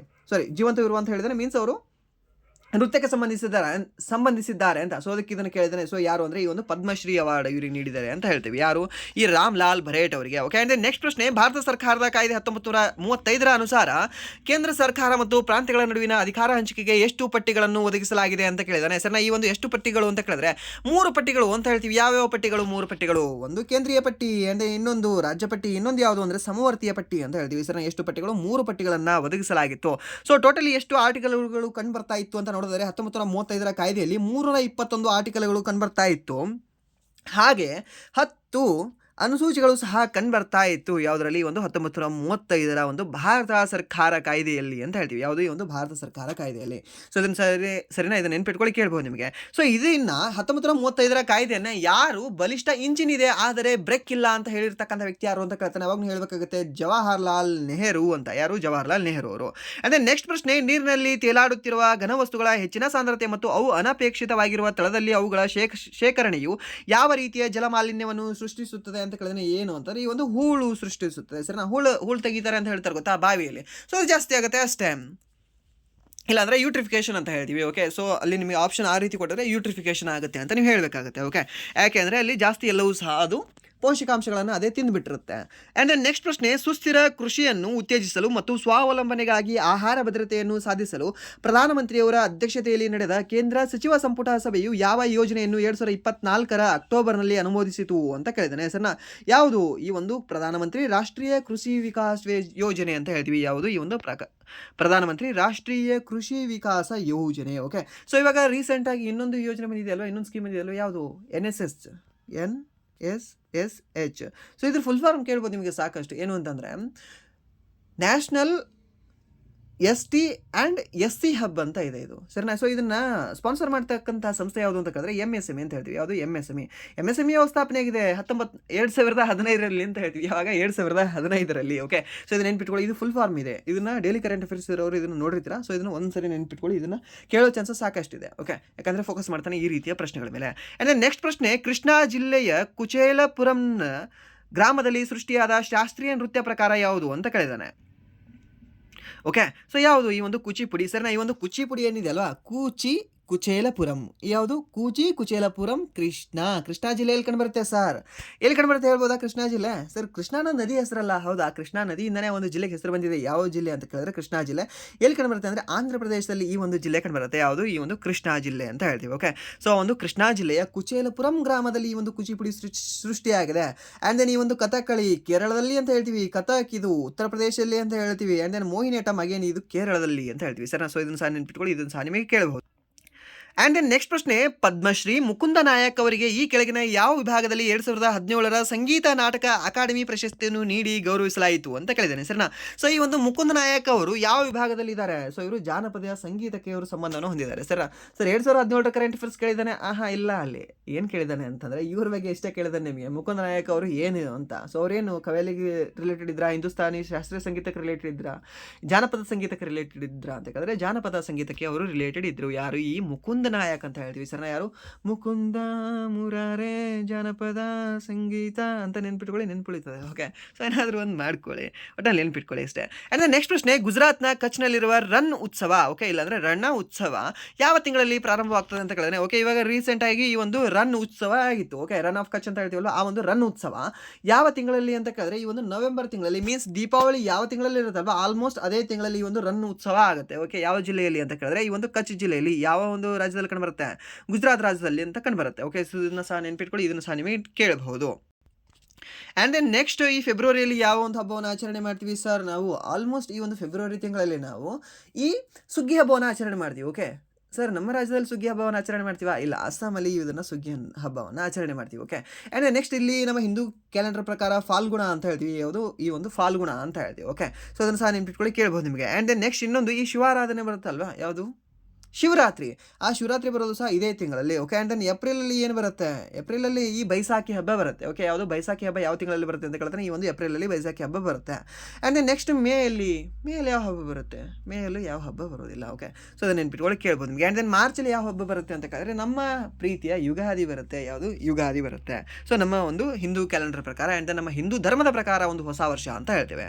ಅದೇ ನೆಕ್ಸ್ಟ್ ಪ್ರಶ್ನೆ, ವಿಲ್ಲೆ ಬ್ರೋಡ್ ಸ್ನೇಲ್ ಅವರ ಯಾವ ನಿಯಮವು ವಿಜ್ಞಾನಕ್ಕೆ ಅವರ ಪ್ರಮುಖ ಕೊಡುಗೆಯಾಗಿದೆ ಅಂತ ಕೇಳಿದ್ದೇನೆ ಸರ್. ಈ ಒಂದು ಸ್ನೇಲ್ ಅವರ ನಿಯಮ ಯಾವುದು? ಈ ಒಂದು ವಕ್ರೀಭವನ ನಿಯಮ ಅಂತ ಹೇಳ್ತೀವಿ. ಯಾರ್ದು? ಈ ಒಂದು ಸ್ನೇಲ್ ಅವರದು ವಕ್ರೀಭವನ ನಿಯಮ. ಓಕೆ, ಸ್ಕೇಲ್ ಹೇಗಿರ್ಬೇಕ್ರಿ? ಸ್ಟ್ರೇಟ್ ಆಗಿರಬೇಕು, ಬಟ್ ವಕ್ರವಾಗಿರಬಾರ್ದು. ಆ ಒಂದು ವಕ್ರದ ನಿಯಮ ಕೊಟ್ಟವನೇ ಈ ಒಂದು ವಿಲ್ಲೆ ಬ್ರೈಡ್ ಸ್ನೇಲ್ ಅಂತ ನೆನ್ಪಿಟ್ಕೊಳ್ಳಿ. ಓಕೆ, ಸೊ ಈಗ ನೆನ್ಪಿಟ್ಕೊಳ್ಳಿ, ಇದು ಆ್ಯಕ್ಚುಲಿ ಎಂತ ಅದರ ಮೀನಿಂಗ್ ಅಲ್ಲ, ಬಟ್ ನಿಮಗೆ ನೆನಪುಳಿತದಲ್ವಾ, ಸೊ ಅದಕ್ಕೆ ನೆನ್ಪಿಟ್ಕೊಳ್ಳಿ ಅಂತ ಹೇಳ್ತೀನಿ. ಓಕೆ, ಸ್ಕೇಲ್ ಅಂತ ನೆನ್ಪಿಟ್ಕೊಳ್ಳಿ. ಸ್ಕೇಲ್ ಆಗಿರಬೇಕು, ವಕ್ರವಾಗಿರಬೇಕು. ಓಕೆ, ವಕ್ರವಾಗಿರಬಾರ್ದು ಅಂತ ನೆನ್ಪಿಟ್ಕೊಳ್ಳಿ, ಇದು ನೆನಪುಳಿತದೆ. ಓಕೆ, ಆ್ಯಂಡ್ ದೆನ್ ನೆಕ್ಸ್ಟ್ ಪ್ರಶ್ನೆ, ಅಂತಾರಾಷ್ಟ್ರೀಯ ಹಾಕಿ ಪಂದ್ಯದಲ್ಲಿ ಮೈದಾನದ ಪ್ರಮಾಣಿತ ಅಗಲ ಎಷ್ಟು ಅಂತ ಕೇಳಿದ್ದೇನೆ ಸರಿನಾ. ಸೊ ಈ ಒಂದು ಹಾಕಿ ಪಂದ್ಯದ ಒಂದು ಪ್ರಮಾಣಿತ ಅಗಲ ಎಷ್ಟು ಕಂಡುಬರುತ್ತೆ ಅಂದರೆ ನಿಮಗೆ 55 ಮೀಟರ್ ಕಂಡುಬರುತ್ತೆ. And then next, timed out ನಿಯಮವು ಯಾವ ಕ್ರೀಡೆಯಲ್ಲಿ ಅನ್ವಯಿಸುತ್ತದೆ ಅಂತ ಕೇಳಿದ್ರೆ ಈ ಒಂದು ಕ್ರಿಕೆಟಲ್ಲಿ. ಓಕೆ, ಟೈಮ್ ಔಟ್ ತಗೊಳ್ತಾರಲ್ವಾ, ಸೊ ಎಷ್ಟು ಓವರ್ ಆದ ನಂತರ ತಗೊಳ್ತಾರೆ? ಆಲ್ಮೋಸ್ಟ್ 6 ಓವರ್ಗಳಿಂದ 9 ಓವರ್ವರೆಗೆ ಈ ಒಂದು T20ಯಲ್ಲಿ ಟೈಮ್ ಔಟ್ನ ತಗೊಳ್ತಾರೆ. ಸೊ ಟೋಟಲಿ 2 ಟೈಮ್ ಔಟ್ಗಳು ಅವರಿಗೆ ಲಭ್ಯ ಇರ್ತವೆ. ಒಂದು ಈ ಒಂದು 6ರಿಂದ 9ರಲ್ಲಿ ತಗೊಳ್ತಾರೆ. ಆ್ಯಂಡ್ ದೆನ್ ಇನ್ನೊಂದು ಯಾವಾಗ ಅಂತಾರೆ, ಈ ಒಂದು 16ರಿಂದ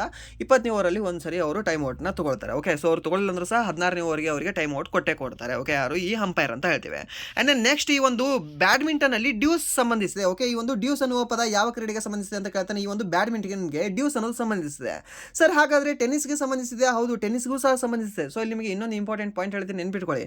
ಈ ಬ್ಯಾಡ್ಮಿಂಟನಲ್ಲಿ ಡ್ಯೂಸ್ ಅಂದರೆ ಏನು ಅಂತ ಕೇಳ್ತಾನೆ, ಟೆನ್ನಿಸಲ್ಲಿ ಡ್ಯೂಸ್ ಅಂದರೆ ಏನು ಅಂತ ಕೇಳ್ತಾನೆ. ಸರ್ ಈ ಒಂದು ಬ್ಯಾಡ್ಮಿಂಟನಲ್ಲಿ ಡ್ಯೂಸ್ ಅಂದರೆ ಏನು ಅಂತಂದರೆ ಇದು ಸಹ ಈಕ್ವಲ್ ಆಗೋದು, ಬಟ್ 20 ಪಾಯಿಂಟ್ಗೆ ಈಕ್ವಲ್ ಆಗೋದು. ಬಟ್ ಟೆನ್ನಿಸಲ್ಲಿ ಈಕ್ವಲ್ ಏನು ಅಂತ ಕೇಳಿದ್ರೆ ಡ್ಯೂಸ್ 40 ಪಾಯಿಂಟ್ ಈಕ್ವಲ್ ಆಗೋದು. ಓಕೆ, ಸೊ ಇಲ್ಲೇ ನಿಮಗೆ ಕೆಟಕ್ ಬಿಡಿಸ್ತಾನೆ ಸ್ವಲ್ಪ.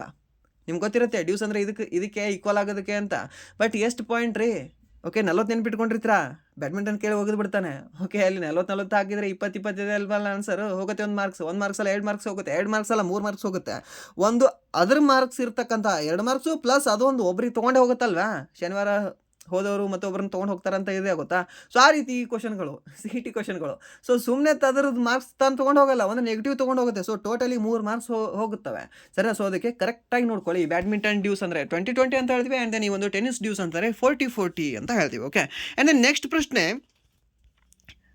2011ರ ಜನಗಣತಿಯ ಪ್ರಕಾರ ಉತ್ತರದ ಈ ಕೆಳಗಿನ ಯಾವ ರಾಜ್ಯವು ಅತ್ಯಧಿಕ ಸಾಕ್ಷರತಾ ದರವನ್ನು ಹೊಂದಿದೆ? ಯಾವುದು ಅತಿ ಹೆಚ್ಚು ಸಾಕ್ಷರತಾ ದರವನ್ನು ಹೊಂದಿದೆ ಅಂತ ಕೇಳಿದ್ರೆ ಈ ಹಿಮಾಚಲ ಪ್ರದೇಶ ಅಂತ ಹೇಳ್ತೀವಿ. ಯಾವುದು? ಹಿಮಾಚಲ ಪ್ರದೇಶ. ಓಕೆ, ಸೊ ನಮ್ಮ ದಕ್ಷಿಣದಲ್ಲಿರತಕ್ಕಂತಹ ರಾಜ್ಯಗಳೇ ಅತಿ ಹೆಚ್ಚು ಸಾಕ್ಷರತವಾಗಿದ್ದಾವೆ, ಬಟ್ ಉತ್ತರದಲ್ಲಿರತಕ್ಕಂಥದ್ದು ಅತಿ ಹೆಚ್ಚು ಸಾಕ್ಷರವಾಗಿಲ್ಲ.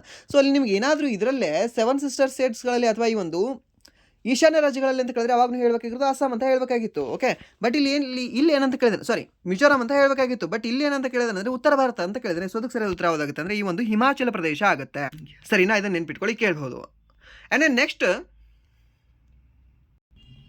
ಫೇವ್ರೇಟ್ ಕ್ವಶನ್ ಏನಿದೆ? ಫೇವ್ರೇಟ್ ಕ್ವಶನ್ ಈ ಕೆಳಗಿನವುಗಳಲ್ಲಿ ಹಸಿರು ಕ್ರಾಂತಿಯ ಸಮಯದಲ್ಲಿ ಪರಿಚಯಿಸಲಾದ ನೂತನ ಕೃಷಿ ಪದ್ಧತಿ ಯಾವುದಾಗಿತ್ತು ಅಂತ. ಸರಿನಾ? ಯಾವುದಾಗಿತ್ತು ರೀ? ಆಧುನಿಕ ನೀರಾವರಿ ತಂತ್ರಗಳ ಬಳಕೆಯಾಗಿತ್ತು. ಓಕೆ, ಜಾಸ್ತಿ ಒಂದು ರಾಸಾಯನಿಕಗಳ ಬಳಕೆಯಾಗಿತ್ತು. ಸೊ ಈ ಒಂದು ಹಸಿರು ಕ್ರಾಂತಿಯ ಮೇಲೆ ಏನಾದರೂ ಅದು ಕ್ವಶನ್ ತೆಗಿಲಿಲ್ಲ ಅಂದರೆ ಅದು SSGD ಕ್ವಶನ್ ಪೇಪರ್ ಅನ್ಸಲ್ಲ ಅನ್ಸುತ್ತೆ ಐ ಥಿಂಕ್. ಸೊ ಕೇಳ್ತಾನೆ SSGDಯಲ್ಲಿ ಹಸಿರು ಕ್ರಾಂತಿಯ ಮೇಲೆ 2-2 ಫಾರ್ಮುಲಾ ನಿಮಗೆ ಹೇಳಿದ್ಯಲ್ವಾ? 2-2 ಫಾರ್ಮುಲಾ ಏನಿದೆ? 2-2 ಫಾರ್ಮುಲಾ 2 ವ್ಯಕ್ತಿಗಳು 2 ರಾಜ್ಯಗಳು 2 ಬೆಳೆಗಳು ಅಂತ. 2 ವ್ಯಕ್ತಿಗಳು ಯಾರು? MS Swaminathan and then Subrahmanyan ಅಂತ ಹೇಳ್ತೀವಿ. ಆ್ಯಂಡ್ ದೆನ್ 2 ರಾಜ್ಯಗಳು ಯಾವುದು? ಹರಿಯಾಣ ಮತ್ತು ಪಂಜಾಬ್ ಅಂತ ಹೇಳ್ತೀವಿ. ಎರಡು ಬೆಳೆಗಳು ಯಾವುದು? ಈ ಒಂದು ಗೋಧಿ ಮತ್ತು ಭತ್ತ ಅಂತ ಹೇಳ್ತೀವಿ ಸರ್ನ. ಆ್ಯಂಡ್ ದೆನ್ HYVP ಅಂದ್ರೆ ಏನು? ಹೈ ಇಲ್ಡಿಂಗ್ ವೆರೈಟಿ ಪ್ರೋಗ್ರಾಮ್ ಅಂತ ಹೇಳ್ತೀವಿ ಸರ್. ನಾವು ಇದು ಯಾವಾಗ ಬಂತು ಅಂತ ಕೇಳಿದ್ರೆ 1966ರಲ್ಲಿ. ಸೊ ಹಾಗಾದ್ರೆ ನಮ್ಮ ಭಾರತದ ಹಸಿರು ಕ್ರಾಂತಿಯ ಪಿತಾಮಹ ಯಾರು ಅಂತ ಕೇಳಿದ್ರೆ MS ಸ್ವಾಮಿನಾಥನ್. ಸೊ ಇದರಲ್ಲಿ ನಿಮಗೆ ಒಂದು ಟ್ವಿಸ್ಟ್ ಕೇಳ್ತೀನಿ ಒಂದು ಕ್ವಶನ್. ಭಾರತದ ರಾಜಕೀಯ ಹಸಿರು ಕ್ರಾಂತಿಯ ಪಿತಾಮಹ ಯಾರು ಅಂತ? ಯಾರು ಸರ್? ಇದೆ ಸುಬ್ರಹ್ಮಣ್ಯನ್ ಸರ್. ಈಸಾಗಿ ಹೇಳ್ಬೇಕು ನೀವು, ಯಾಕಂದ್ರೆ ಒಬ್ಬರದ ಹೆಸರು ಹೇಳಿದಿನಲ್ವಾ ಎಡಿಷನಲ್, ಸೊ ಅವ್ರ ಹೆಸರು ಹೇಳಬೇಕು ಅಷ್ಟೇ. ಆ್ಯಂಡ್ ದೆನ್ ಜಗತ್ತಿನ ಹಸಿರು ಕ್ರಾಂತಿಯ ಪಿತಾಮಹ ಯಾರು? ನಾರ್ಮನ್ ಬೋರ್ಲಾಗ್ ಅಂತ ಹೇಳ್ತೀವಿ. ಯಾವ ದೇಶದವರು ಅವರು? ಮೆಕ್ಸಿಕೋ ದೇಶದವರು ಅಂತ ಹೇಳ್ತೀವಿ. ಓಕೆ, ಆ್ಯಂಡ್ ದೆನ್ ನೆಕ್ಸ್ಟ್ ಪ್ರಶ್ನೆ, ಭಾರತದಲ್ಲಿ ಮೊದಲ ಪಂಚವಾರ್ಷಿಕ ಯೋಜನೆಯನ್ನು ಪ್ರಾರಂಭಿಸಲಾದ ವರ್ಷ ಯಾವುದು? ಇದನ್ನು ನಿಮಗೆ ನಿನ್ನೆ ಕ್ಲಾಸಲ್ಲಿ ಹೇಳಿಲ್ವಾ? ಎಷ್ಟು ಅಂತ? 1951. ಸೊ ಮೊದಲನೇ ಪಂಚವಾರ್ಷಿಕ ಯೋಜನೆ ಅವಧಿ ಏನಾಗಿತ್ತು? 1951ರಿಂದ 56 ಅಂತ ಹೇಳ್ತೀವಿ. ಎರಡನೇ ಪಂಚವಾರ್ಷಿಕ ಯೋಜನೆ ಅವಧಿ ಏನಾಗಿತ್ತು? 1956ರಿಂದ 61 ಅಂತ ಹೇಳ್ತೀವಿ. ಮೂರನೇ ಪಂಚವಾರ್ಷಿಕ ಯೋಜನೆ ಅವಧಿ 61ರಿಂದ 66 ಅಂತ ಹೇಳ್ತೀವಿ. ನಾಲ್ಕನೇ ಪಂಚವಾರ್ಷಿಕ ಯೋಜನೆ ಅವಧಿ 66ರಿಂದ 69. ಇಲ್ಲ ಸರ್, ಇದು ಏನು ಅಂತಂದ್ರೆ 66ರಿಂದ 69 ಮೊದಲ ರಜಾವಧಿ ಘೋಷಣೆ ಮಾಡಿದ್ರು. ಆ್ಯಂಡ್ ನೆಕ್ಸ್ಟ್ 69ರಿಂದ 74 ನಾಲ್ಕನೇ ಪಂಚವಾರ್ಷಿಕ ಯೋಜನೆ ಅಂತ ಹೇಳ್ತೀವಿ. ಆ್ಯಂಡ್ ನೆಕ್ಸ್ಟ್ 5ನೇ ಪಂಚವಾರ್ಷಿಕ ಯೋಜನೆ 74ರಿಂದ 78 ಅಂತ ಹೇಳ್ತೀವಿ ಸರ್ನ. ಸೊ ಇದನ್ನು ಸಹ ನೆನ್ಪಿಟ್ಕೊಳ್ಳಿ, ಇದನ್ನು ಸಹ ನಿಮಗೆ ಕೇಳಬಹುದು. ಆ್ಯಂಡ್ ದೆನ್ ಕೊನೆಯ ಪಂಚವಾರ್ಷಿಕ ಯೋಜನೆ ಅವಧಿ ಏನಾಗಿತ್ತು ಅಂತ ಕೇಳಿದ್ರೆ ಅವಾಗ ನೀವು ಹೇಳ್ಬೇಕಾಗುತ್ತೆ 2012ರಿಂದ 2017 ಅಂತ. ಓಕೆ, ಸೊ ಸ್ವಲ್ಪ ಫಾಸ್ಟ್ ಆಗಿದ್ರು ಸಹ ನಿಮಗೆ ಇನ್ಫಾರ್ಮೇಷನ್ ಕರೆಕ್ಟಾಗಿ ಕೊಡ್ತಾ ಇರ್ತೀನಿ, ಪ್ಲೀಸ್ ಬರ್ಕೊಂಡು ಇಟ್ಕೊಳ್ಳಿ. ಓಕೆ, ಸೊ ಇಲ್ಲಿ ನಿಮಗೆ ಕೇಳ್ತಾನೆ. ಆ್ಯಂಡ್ ಈ ಒಂದು ಯೋಜನಾ ಆಯೋಗ ಸ್ಟಾರ್ಟ್ ಆಗಿರೋದು ಯಾವಾಗ? ಆ ಒಂದು ಯೋಜನಾ ಆಯೋಗ ಸ್ಟಾರ್ಟ್ ಆಗಿರೋದು 1950ರಲ್ಲಿ ಅಂತ ಹೇಳ್ತೀವಿ. ಆ್ಯಂಡ್ ನಮ್ಮ ಭಾರತಕ್ಕೆ ಸ್ವಾತಂತ್ರ್ಯ ಬಂದಿದ್ದು ಯಾವಾಗ ಅಂತ ಹೇಳಿದ್ರೆ 1947ರಲ್ಲಿ. ನಮಗೆ ಸ್ವಾತಂತ್ರ್ಯ ಸಿಗಬಹುದೇನೋ. ಓಕೆ, ಆ್ಯಂಡ್ ನೆಕ್ಸ್ಟ್ ಈ ನಮಗೆ ಕರ್ನಾಟಕ ಏನಿದೆ ಅಲ್ವಾ, ಸೊ ಈ ಮೈಸೂರು ರಾಜ್ಯ ಇರೋದು ವಿಶಾಲ ಮೈಸೂರು ರಾಜ್ಯ ಆಗಿರೋದು ಯಾವಾಗ ಅಂತ ಕೇಳ್ತಾನೆ ಸರ್. ಈ ಒಂದು ಮೈಸೂರು ರಾಜ್ಯ ಇರತಕ್ಕಂಥದ್ದು ವಿಶಾಲ ಮೈಸೂರು ರಾಜ್ಯ ಆಗಿರೋದು ಯಾವಾಗ ಅಂತ ಕೇಳಿದ್ರೆ 1956ರಲ್ಲಿ. ಸೊ ಇದು ಸ್ಟೇಟ್ ಎಕ್ಸಾಮ್ ಬರೆಯೋರು ನೆನ್ಪಿಟ್ಕೊಳ್ಳಿ. ಆ್ಯಂಡ್ ನೆಕ್ಸ್ಟ್ ಈ ಒಂದು ಕ್ಲಾಸಿನ ಕೊನೆಯ ಪ್ರಶ್ನೆ ಏನು ಅಂತ ನೋಡಿದ್ರೆ, ಭಾರತೀಯ ರಾಷ್ಟ್ರೀಯ ಕಾಂಗ್ರೆಸ್ನ ಯಾವ ಅಧಿವೇಶನದಲ್ಲಿ ಕ್ವಿಟ್ ಇಂಡಿಯಾ ನಿರ್ಣಯವನ್ನು ಅಂಗೀಕರಿಸಲಾಯಿತು ಸರ್ನ? ಇದು ಬಾಂಬೆ ಅಧಿವೇಶನದಲ್ಲಿ ಕ್ವಿಟ್ ಇಂಡಿಯಾ ನಿರ್ಣಯವನ್ನು ಅಂಗೀಕರಿಸಲಾಗ್ತದೆ ಸರ್ನ. ಯಾವ ಒಂದು ಅಧಿವೇಶನ ಅಂತ ಕೇಳಿದ್ರೆ ಈ ಒಂದು ಬಾಂಬೆ ಅಧಿವೇಶನ ಅಂತ ಹೇಳ್ತೀವಿ. ಇದನ್ನು ಸಹ ನೆನ್ಪಿಟ್ಕೊಳ್ಳಿ, ಇದನ್ನು ಸಹ ನಿಮಗೆ ಕೇಳೋ ಚಾನ್ಸಸ್ ಸಾಕಷ್ಟು ಇರುತ್ತೆ. ಆ್ಯಂಡ್ ದೆನ್ ಕಲ್ಕತ್ತಾ ಅಧಿವೇಶನ. ಸೊ ಈ ಒಂದು 2ನೇ ಬಾರಿಗೆ ಅಧಿವೇಶನ ನಡೆದಿರ್ತಕ್ಕಂಥದ್ದು ಈ ಒಂದು ಕಲ್ಕತ್ತಾದಲ್ಲಿ ಅಂತ ಹೇಳ್ತೀವಿ. ಓಕೆ, ಸೊ ಇದನ್ನು ಸಹ ನೆನ್ಪಿಟ್ಕೊಳ್ಳಿ, ಕೇಳ್ಬೋದು ನಿಮಗೆ. ಅತಿ ಹೆಚ್ಚು ಈ ಒಂದು ಕಲ್ಕತ್ತಾದಲ್ಲಿ ಅಧಿವೇಶನಗಳು ನಡೆದಿದ್ದಾವೆ. ಓಕೆ, ಆ್ಯಂಡ್ ನೆಕ್ಸ್ಟ್ ಈ ಒಂದು ಲಾಹೋರ್ ಅಧಿವೇಶನದಲ್ಲಿ ಗೊತ್ತಾ ನಿಮಗೆ? ಈ 1900ರಲ್ಲಿ ಮೊಟ್ಟ ಮೊದಲ ಬಾರಿಗೆ ನಮ್ಮ ನಾರಾಯಣ್ ಚಂದಾವರ್ಕರ್ ಅವರು ಏನಿದಾರಲ್ವಾ, ಸೊ ಅವರು ಮೊಟ್ಟ ಮೊದಲ ಕನ್ನಡಿಗ ಈ ಲಾಹೋರ್ ಅಧಿವೇಶನದಲ್ಲಿ ಅಧ್ಯಕ್ಷತೆಯನ್ನು ವಹಿಸ್ತಾರೆ. ಓಕೆ, ಸೊ ಏಕೈಕ ಕನ್ನಡಿಗ ಅಧ್ಯಕ್ಷತೆಯನ್ನು ವಹಿಸಿರೋರು ಯಾರು ಅಂತ ಕೇಳಿದ್ರೆ ಈ ನಾರಾಯಣ ಅವರು ಅಂತ ಹೇಳ್ತೀವಿ. ಆ್ಯಂಡ್ ದೆನ್ ಏಕೈಕ ಕರ್ನಾಟಕದಲ್ಲಿ ಅಂತ ಕೇಳಿದ್ರೆ ಅವಾಗ ಹೇಳಬೇಕಾಗುತ್ತೆ 1924ರ ಬೆಳಗಾವಿ ಅಧಿವೇಶನ, ಅದರ ಅಧ್ಯಕ್ಷತೆಯನ್ನು ವಹಿಸಿರ್ತಕ್ಕಂಥ ವ್ಯಕ್ತಿ ಯಾರು ಅಂತ ಕೇಳಿದ್ರೆ ಈ ಮೋಹನ್ ದಾಸ್ ಕರಮ್ಚಂದ್ರ ಗಾಂಧಿ ಅಂತ ಹೇಳ್ತೀವಿ. ಯಾರು? ಮಹಾತ್ಮ ಗಾಂಧೀಜಿ ಅವರು. ಸೊ ಇದನ್ನು ಸಹ ನೆನ್ಪಿಟ್ಕೊಳ್ಳಿ, ಕೇಳ್ಬೋದು ನಿಮಗೆ. ಸೊ ಇದಾಗಿತ್ತು ಇಲ್ಲಿಯವರೆಗೆ SSCGD ಫೆಬ್ರವರಿ 5, 2025 ಸೆಕೆಂಡ್ ಶಿಫ್ಟಿನ ಎಕ್ಸಾಮ್ ಡಿಸ್ಕಷನ್. ಸೊ ಇಲ್ಲಿವರೆಗೂ ವಿಡಿಯೋ ನೋಡೋದಕ್ಕಾಗಿ ಫಸ್ಟ್ ಆಫ್ ಆಲ್ ಧನ್ಯವಾದಗಳು. ಹಾಗೆ ಇಲ್ಲಿವರೆಗೂ ವಿಡಿಯೋ ನೋಡಿ ನಿಮಗೆ ಏನಾದರೂ ವಿಡಿಯೋ ಇಷ್ಟ ಆಗಿದ್ರೆ ಪ್ಲೀಸ್ ವಿಡಿಯೋನ ಲೈಕ್ ಮಾಡಿ, ಸಬ್ಸ್ಕ್ರೈಬ್ ಮಾಡಿ. ಇಫ್ ನಿಮಗೆ ವಿಡಿಯೋ ಇಷ್ಟ ಆಗಲ್ಲ ಅಂದರೆ ಆಬ್ವಿಯಸ್ಲಿ ಡಿಸ್ಲೈಕ್ ಮಾಡಿ ಅಂತ ಹೇಳ್ತಾ ವಿಡಿಯೋನ ಇಲ್ಲಿಗೆ ಎಂಡ್ ಮಾಡ್ತಾ ಇದ್ದೀನಿ. Once again thank you so much. If ನಿಮಗೆ ಈ ವಿಡಿಯೋ ಇಷ್ಟ ಆಗಿದ್ರೆ ಪ್ಲೀಸ್ ನಿಮ್ಮ ಫ್ರೆಂಡ್ಸ್ಗೂ ಸಹ ಶೇರ್ ಮಾಡಿ. ಓಕೆ, ಸೊ ಇಷ್ಟು ಹೇಳ್ತಾ ಒನ್ಸ್ ಅಗೈನ್ ವಿಡಿಯೋನ ಎಂಡ್ ಮಾಡ್ತಾ ಇದ್ದೀನಿ. Thank you so much.